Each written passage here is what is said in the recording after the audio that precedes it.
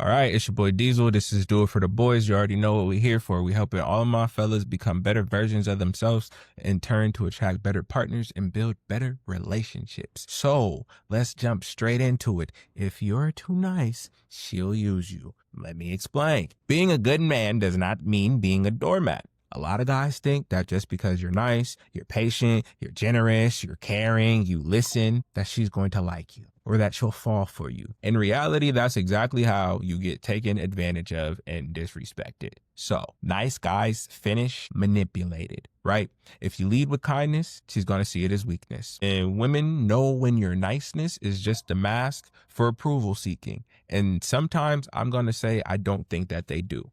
But you will become a backup plan regardless, not a priority. And I'm saying this from multiple experiences, being the guy who was giving rides to being the guy who just was trying to listen, right? And I'm not saying this in the sense that I was hoping to gain affection or relationship with any of them. But there have been times I was, and times where I was literally just being nice. And I realized, like, she thinks that I'm trying to get something out of her. Like, I don't know. Look, I got a girl, dog. I'm just being kind. So the guys who are always available is never really the guy who is truly desired. She'll give. I mean, she'll take whatever it is you want to give, but that does not mean she appreciates it, she respects it, or is ever going to reciprocate it, right? Free emotional labor. Of course, I'm going to vent to you, or like, I need someone to talk to. You're a great listener. You always make yourself available for this, right? I literally had to tell a girl one day, like, I don't, yes, but no. Like, she's like, can I talk to you really quickly? I'm in the middle of doing something and my mind frame is not in a space for this right now. I'll talk to you later. I'll call you back. You feel me?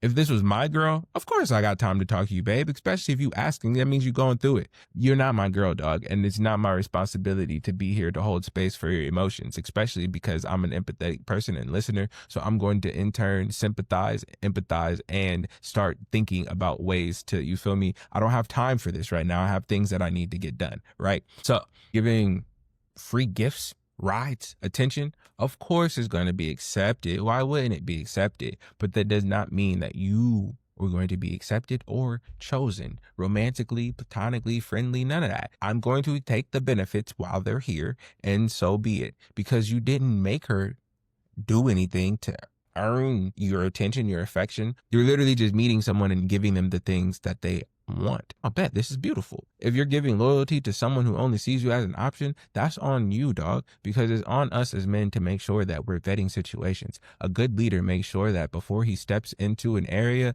it's what is good for him and what he needs. You feel me? And even if I step into it before I know this, the whole time that I'm there, before I start getting comfortable, I'm going to be assessing. So, how to be good without being used. Set boundaries, say no, and when things get to a point that you don't like, walk away. If you know that you want someone who is going to spend time with you, talk to you about things that you're interested in, and hit you up first, don't always be available and willing. Have some respect for yourself. That's really the biggest problem. Us men will lack respect for ourselves because we appreciate the attention from women so much, or we're so eager to get to the cheeks or beat down some doonies that we'll set ourselves to the side, and then we'll get upset when things don't work in the way that we either wanted or in the way that we hoped. You feel me? So you have to respect yourself enough to teach her how to treat you. You feel me? It's like, if she doesn't know you and doesn't know what you like, and if she's only in it for herself,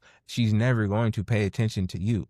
You're going to have to pay attention to you for you. And that's something I had to learn. I could not expect women to behave anything in any type of way unless I set the precipice with the way that I treated myself. So don't be kind just to be kind. Don't be passive. You feel me? If you don't like something, say it. If you want something to be a certain way, say it. And even if you don't get what you wanted, you're not going to receive what you don't want, because you're not going to be in a space to accept it, right? You don't have to be mean in order to be masculine. You just have to have a backbone. You have to have some self-respect. You have to be able to control yourself. You have to be able to set limits for the things around you. Even if you don't make the things around you bend to your will, you change your environment. That's part of leadership. That's part of being a man, is finding the places and spaces for you and moving accordingly, as opposed to bending and folding molding yourself into another shape in order to fit the story, the circumstance, or the criteria.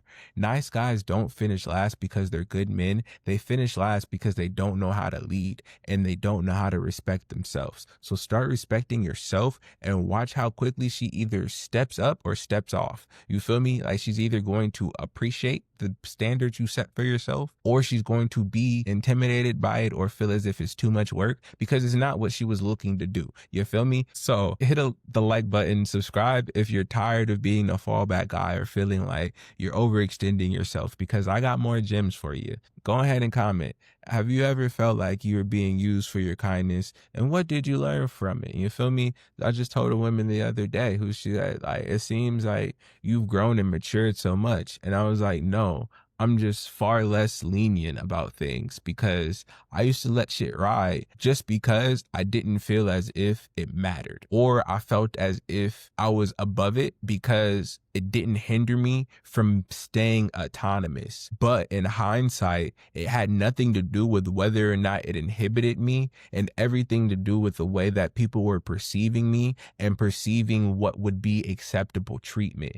Because I was so lackadaisical and so passive with things, people assumed it was okay, or I wouldn't do or say anything, or that I literally just didn't care. And so with being passive, I was allowing my own feelings to be hurt, because once things were happening that I didn't necessarily like, I figured I'ma just separate, or once it gets to a certain point, it won't matter, right? And so not speaking up became the norm. And I realized that once I did start speaking up and just saying, I don't like that, or if that's the case, I'm going to leave, circumstances around me started to change more in my favor, even without me trying to control them. You feel me? Just because with knowing how I felt or what I did and didn't like, the other party wanted to make me feel welcome or comfortable more. So speak on what you want, speak on what you don't want, speak the fuck up, stand on it, and your life will change. I promise. Lone Wolf out. It's another episode of For the Boys. You know I do it for y'all, dog. Hopefully we could build a nation of millions of men who know how to lead themselves.